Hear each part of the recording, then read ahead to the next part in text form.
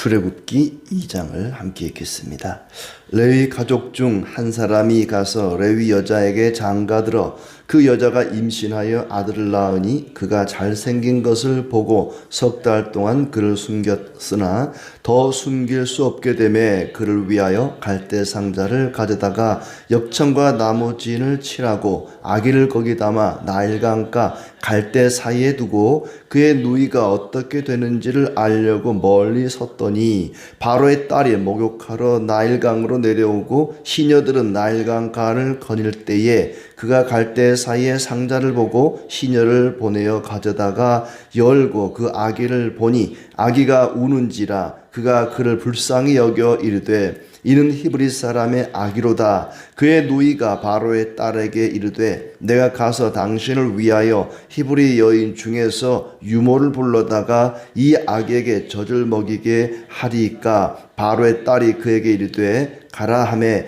그 소녀가 가서 그 아기의 어머니를 불러오고 오니 바로의 딸이 그에게 이르되 이 아기를 데려다가 나를 위하여 젖을 먹이라. 내가 그 삭슬 주리라. 여인이 아기를 데려다가 젖을 먹이더니 그 아기가 자라매 바로의 딸에게로 데려가니 그가 그의 아들이 되니라. 그가 그의 이름을 모세라 하여 이르되 이는 내가 그를 물에서 건져내었음이라 하였더라. 모세가 장성한 후에 한 번은 자기 형제들에게 나가서 그들이 고되게 노동하는 것을 보더니 어떤 애굽 사람이 한 히브리 사람 곧 자기 형제를 치는 것을 본지라. 좌우를 살펴 사람이 없음을 보고 그 애굽 사람을 쳐 죽여 모래 속에 감추니라.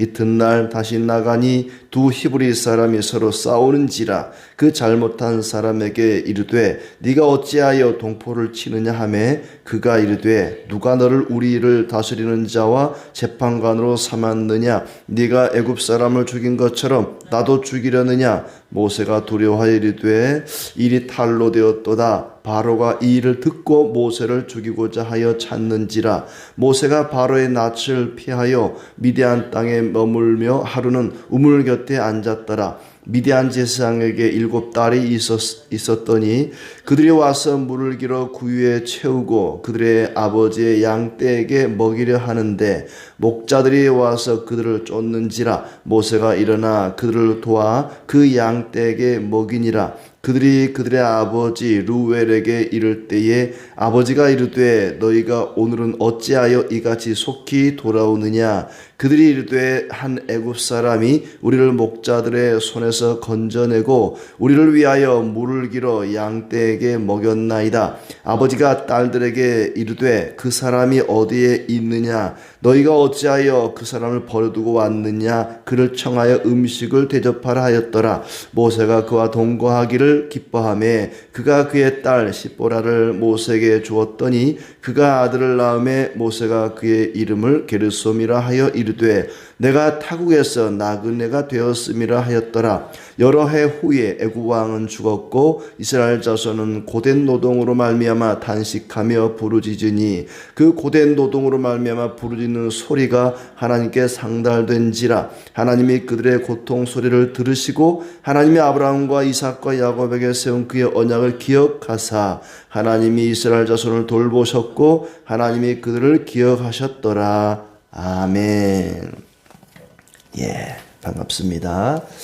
오늘도 주님의 은혜가 가득하기를 진심으로 축복합니다.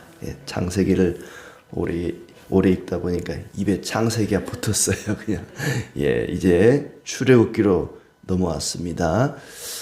출애굽기도 역시 창세기와 연결된 한 권의 책이다. 신명기까지 한 권으로 되어 있다고 말씀을 드렸습니다. 1장에서는 어제 수요일 저녁 때 살펴본 말씀인데 야곱의 가족이 애굽에 내려가서 점점 번성하고 그 숫자가 이제 불어나게 되고 400년이 지났습니다. 그러고 보니까 남녀노소 합쳐서 한 200만 명가량 그때 당시 애굽 인구의 절반가량을 차지하게 되었습니다. 이제 요셉과 별로 친분이 없는 왕조가 등극을 하게 되어서 이스라엘 사람들을 이제 핍박을 합니다. 죽이려고 해도 죽지 않고 뭐 산파들을 통해서 어린 아기를 죽이라고 해도 죽이지 않고 점점 더 늘어나서 이제 마지막 22절에 보면은 남자 아이들이 태어나면은 무조건 나일강에 던져라. 딸들은 살려두고 남자들은 죽여라. 이런 명령이 내리게 됩니다. 자, 그 이후에 이제 모세가 어떻게 태어났는지, 모세의 어린 시절, 또 청장년 시절을 소개하고 있습니다. 1절부터 10절까지는 모세가 출생하게 된 내용이고, 또 22절까지는 미디안 광야로 도망간 이야기가 나오고, 그 뒤에는 이제 가족을 이루게 된 이후에 또 앞으로 어떻게 될지를 예언하는 그런 말씀이 나오고 있습니다. 레위 가족 중 한 사람이 레위 여자에게 장가들어 임신하여 아들을 낳았는데 그 아이가 아주 잘생겼다. 아들을 낳아서 석 달을 숨겼다. 왜냐하면 나일강에 던져 죽여야 되는데 죽일 수 없으니까 몰래 석 달 동안 숨겨서 키웠습니다. 그러나 이제 아이가 점점 커가니까 더 이상 숨길 수가 없어서 갈대 상자에 담아서 나일강과 갈대 사이에 두었다. 그때 먼저 태어난 그의 누이 미리암이 되겠죠. 누이가 멀리서 이 아이가 어떻게 되는지를 지켜보게 되었습니다. 그때 바로의 딸이 공주죠. 목욕을 하러 나일강에 왔다가 갈대 사이에 있는 상자를 시녀들이 발견하게 된 것입니다. 그 갈대 상자를 열어보니까 아이가 우는 거예요. 히브리 아이인 것을 알아보고는 이제 유모를 찾게 되는 거죠. 만약에 그때 이 공주가 그곳에 목욕하러 가지 않았더라면 이 아이가 어떻게 됐을까? 악어밥이 되든지 뭐 물에 떠내려가든지 아니면 굶어서 죽든지 뭐 살아날 수가 없었겠죠. 그리고 다른 사람이 그걸 발견했더라면 나일강에다가 그냥 던져버릴 수가 있습니다. 아이들은 다 남자아이들은 나일강에 던지라 그랬거든요. 근데 하나님께서 그때 마침 바로의 딸이 그 긴 나일강에서도 하필 그곳에 목욕하러 가서 이 갈대상 사이에 있는 아이를 발견하게 된 것이죠. 하나님께서 장차 이스라엘을 구원할 구원자를 그렇게 보내셨습니다. 이제 모세 누이가 이제 공주에게 히브리 여인 중 유모를 불러와 아기에게 젖을 먹이는 것이 어떻겠습니까? 라고 제안을 합니다. 이 아이가 히브리 아이니까 기왕이면 히브리 여인을 불러다가 젖을 먹이는 게 좋겠습니다. 라고 제안을 하는 거죠. 아버지와 달리 이 공주는 굉장히 마음이 너그러운 여인이었던 것 같아요. 아, 좋다. 그렇게 하자. 그리고는 유모를 불러오는데 모세 어머니를 유모로 아닌 것처럼 다른 사람인 것처럼 해서 이제 불러오게 된 거죠.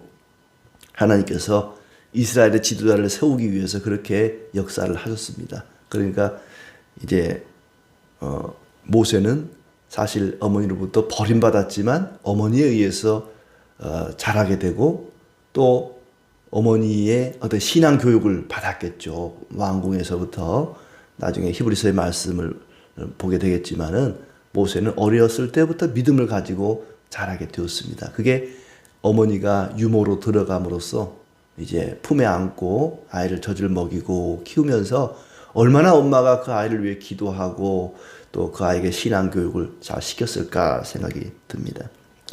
9절에 보면은 엄마가 아들에게 젖을 먹이는데 돈을 받고 삭스를 받고 젖을 먹였다. 요즘도 집에서 자기 아이를 양육하면은 나라에서 양육비가 나오더라고요. 돈 받고 아이 키우는 시대인데 이 모세는 벌써 그때부터 엄마가 젖을 먹이지만 돈을 받고 젖을 먹이는 그런 상황이 벌어진 것입니다. 그리고 이제 모세가 왕궁으로 들어가게 되는데 바로의 딸이 모세를 자기 아들로 삼았다. 그리고 이 아이의 이름을 물에서 건져내었다라는 뜻으로 모세라는 이름을 짓게 됩니다. 그야말로 풍전등화 같은 이스라엘, 물에 빠져 죽을 수밖에 없는 그런 이스라엘을 건져내는, 자기 민족을 물에서 건져내는 역할을 하게 됩니다. 일설에 의하면은 이 공주가 무남동녀였대요. 그러니까 그 공주의 아들인 모세는 왕위를 계승할 왕자의 이제 역할을 할 그런 사람으로 여겨집니다. 그것은 뭐 성경에 나오지 않았으니 정확하지 않지만 또 모세 영화를 보면은 다른 그 바로의 또 뭐 아들이나 누가 있었던 것 같기도 하고 아무튼 이제 왕궁에 들어가서 왕자 교육을 받게 되고 동시에 어머니 품에서 신앙 교육도 받게 되고 자 이렇게 10절까지는 모세가 태어났다 하는 얘기인데 11절부터는 모세의 역사 가운데 흑역사라고 할 수 있는 좀 실패담이라고 할까요? 그런 이야기가 나옵니다. 모세는 자기 나름대로 어떤 작은 독립운동을 한다고 했겠지만은 그것 때문에 쫓겨나는 도망자의 신세가 되고 맙니다. 모세가 장성하여 형제들에게 갔다가 이때쯤 나이가 한 40쯤 될 것 같아요. 40 정도의 미디안 광야 가서 40년 생활하다가 나이 80의 지도자가 됐으니까 나이가 한 40쯤 될 때였겠죠. 형제들 자기 동족인 이스라엘 사람들에게로 갔는데 애굽 사람이 고되게 노동하는 자기 형제 히브리 사람을 치는 것을 보고는 화가 났습니다. 그리고 그 애굽 사람을 쳐서 죽이고 모래 속에 감춰버렸습니다. 아무도 안 본 줄 알았어요. 아마 이제 그 애굽의 감독자였겠죠. 이스라엘 백성들을 이제 노예로 부리는 감독자였을 텐데 자기 히브리 사람을 괴롭히는 것을 보고 때려서 죽이고 시신을 모래 속에 감추었는데 아무도 본 줄을 몰랐습니다. 이튿날 히브리 사람끼리 싸우는 것을 보고 책망을 합니다. 아니 같은 민족끼리 싸우면 됩니까? 우리끼리 싸우면 안 됩니다. 라고 책망을 했더니 그 중에 한 사람이 네가 뭔데 우리한테 이래라 저래라 하냐? 응? 그 13절 말씀에 그가 이르되 14절에 누가 너를 우리를 다스리는 자와 재판관으로 삼았느냐? 네가 애굽 사람을 죽인 것처럼 나도 죽이려느냐? 누가 너를 우리 다스리는 자와 재판관으로 삼았느냐? 그런데 나중에 진짜로 모세가 이스라엘의 다스리는 자와 재판관이 됩니다. 참 아이러니죠. 예. 누가 너를 우리 재판관으로 통치자로 세웠느냐? 라고 따져 물었는데 그대로 되어버린 거죠. 예. 모세가 두려웠습니다. 아무도 안 본 줄 알았는데 어제 일을 사람들이 다 알고 있더라는 것이요. 그리고 이미 바로가 그 일을 듣고는 모세를 죽이려고 또 찾아다니는 거예요. 살인자니까. 그래서 이제 모세가 미디안 땅으로 도망을 가게 되었다. 바로가 이제 모세를 죽이려고 하니까 뭐 도망갈 수밖에 없었겠죠. 그때 나이 40이면 아직 젊잖아요. 그때 이스라엘의 지도자로 세울 수도 있는데 하나님은 아직은 모세가 이스라엘의 지도자가 될 만큼 그런 역량이 못 된다고 생각을 하신 거죠. 더 배울 것이 있다고 생각을 하고는 광야로 미디안으로 보내십니다. 그러니까 모세는 자기가 이스라엘을 구원하려고 했어요. 내가 애굽 사람들을 다 처단하고 이스라엘을 구원해야지. 그러나 이스라엘을 구원하시는 분은 하나님이십니다. 하나님이 이스라엘을 구원하는 것이지 모세가 구원하는 것이 아니라는 걸 보여주는 것이죠. 이렇게 미디안으로 도망가서 이제 어느 날 우물 곁에 앉아 있는데 그때 미디안 제사장의 딸들이 물을 길어서 양떼들에게 먹이려고 왔습니다. 근데 그 동네 목자들이 이 제사장 딸들을 방해하는 거예요. 그러자 모세가 이제 도와줍니다. 그리고 그 상황을 제사장 르우엘이 듣고는 모세를 자기 집으로 초대하게 됩니다. 그리고 그 집에서 이제 동거를 하게 되는데 그 딸 십보라와 결혼을 해서 자녀를 낳았다. 그 아이의 이름을 게르솜이라 22절에 내가 타국에서 나그네가 되었음이라. 게르솜이라는 이름의 뜻은 내가 타국에서 나그네가 되었음이라. 나그네가 되었음이라. 지금은 나그네다 이렇게 말하지 않고 나그네가 되었음이라. 내가 과거에 나그네였었다는 얘기를 하는 겁니다.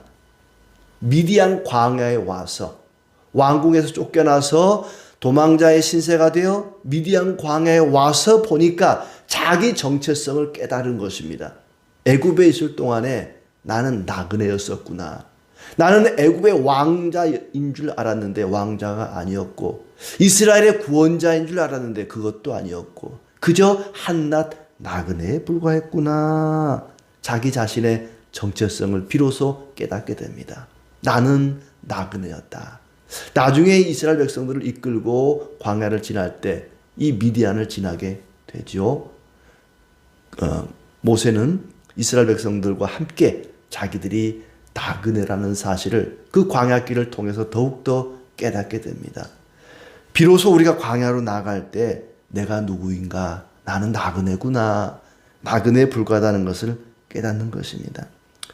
그로부터 여러 해 후에 23절에 애굽의 왕은 죽었고 이스라엘 자손들은 고된 노동으로 말미암아 탄식하며 부르짖습니다. 그렇게 부르짖는 그 부르짖음이 하나님께 상달되었다. 고통의 소리를 들으시고 하나님께서 그들을 이제 돌보시는데 24절 하나님이 그들의 고통 소리를 들으시고 하나님이 아브라함과 이삭과 야곱에게 세운 그의 언약을 기억하사 하나님이 이스라엘 자손들을 돌보셨고 하나님이 그들을 기억하셨더라. 4개의 동사가 나오죠. 들으셨고, 하나님이 그들의 부르짖음을 들으시고 언약을 기억하시고 이스라엘 자손을 돌보시고 그들을 기억하셨다, 생각하셨다 하는 말씀입니다. 들으시고 기억하시고 보시고 돌보시고 생각하셨다. 히브리서는 이때에 모세를 가리켜 믿음을 가지고 있었다고 표현하고 있습니다. 히브리서 11장 23절에 보면 믿음으로 모세가 낳았을 때에 그 부모가 아름다운 아임을 보고 10달 동안 숨겨 왕의 명령을 무서워하지 아니하였으며 믿음으로 모세는 장성하여 바로의 공주의 아들이라 칭함받기를 거절하고 도리어 하나님의 백성과 함께 고난받기를 잠시 죄악의 낙을 누리는 것보다 더 좋아했다. 모세가 왕궁에 있으면 왕자 교육받고 장차 왕이 될 수도 있는 사람인데 그걸 거부하고 자기 백성들과 함께 고난받는 것을 더 좋아했다. 그것이 믿음의 행위였다고 이야기를 합니다. 모세는 아직은 부족합니다. 부족해서 하나님이 광야로 내모신 거죠. 이대로는 이스라엘의 지도자가 되기에는 아직은 부족하다. 그걸 아시고 광야 학교로 보내서 지도자 수업을 받게 하는 것이죠. 40년은 왕궁에서 왕자 교육을 받게 되고 또 신앙 교육도 받고 40년은 광야에서 수업을 받고 그리고 이스라엘의 지도자가 되어서 이제 40년은 광야 길을 걷게 되는 것입니다. 그러기 위해서는 이런 또 여러 가지 훈련이 필요했던 것이죠. 하나님의 백성 되기를 애굽 백성 되는 것보다 더 좋아했다. 그렇게 믿음으로 모세는 모든 일을 행하였습니다. 그런데 마지막 부분 보면은 왜 하나님께서 이스라엘 백성들의 그 고통 가운데 부르짖는 그 부르짖음을 듣고 응답하셨는가? 하나님께서 이스라엘의 부르짖음을 들을 때에 곧바로 응답하지 않고 하나님이 그들의 부르짖음을 들으시고 응답하셨더라 이렇게 말하지 않고 그 고통 소리를 들으시고 언약을 기억하사 돌보시고 생각해 주셨을까? 부르짖음을 들으시고 그들을 생각하시고 돌보신 것이 아니고 언약을 들으시고 부르짖음을 들으시고 언약을 기억하사 하나님께서 이스라엘 백성들의 탄식과 부르짖음을 들으시고 응답하신 것은 그들의 간절한 부르짖음, 그 부르짖음이 너무나 간절하고 너무나 애절해서 들어준 것이 아니라 언약을 기억해서 언약 때문에 그들을 돌보시고 생각해 주셨다는 얘기입니다. 그러니까 하나님께서 우리가 부르짖고 간구할 때에 우리의 기도와 간구 때문에 응답하는 것이 아니라 언약을 기억하시고 응답해 주신다는 얘기입니다. 이스라엘 백성들은 너무나 연약하고 부족한 사람들이었습니다. 그러나 하나님이 그들을 돌보시고 인도하신 것은 언약 때문입니다. 아브라함과 이삭과 야곱에게 언약한 그 언약, 가나안 땅으로 그들을 인도하겠다. 내가 너희를 지키고 돌보겠다. 우리가 그리스도를 믿을 때에 우리를 구원하겠다고 하는 그 약속. 우리가 기도하는 것이 아름답고 기도가 간절하고 기도가 너무 좋아서 감동을 받아 응답하는 것이 아니라 하나님의 그 약속 때문에, 언약 때문에 우리의 기도를 들으시고 우리의 부르짖음을 들으사 응답하신다는 얘기입니다. 요한복음 15장 16절에 보면 너희가 나를 택한 것이 아니요 내가 너희를 택하여 세웠나니 이는 너희로 가서 열매를 맺게 하고 또 너희 열매가 항상 있게 하여 내 이름으로 아버지께 무엇을 구하든지 다 받게 하려 함이라. 내 이름으로 아버지께 무엇을 구하든지 다 받게 하려 함이라.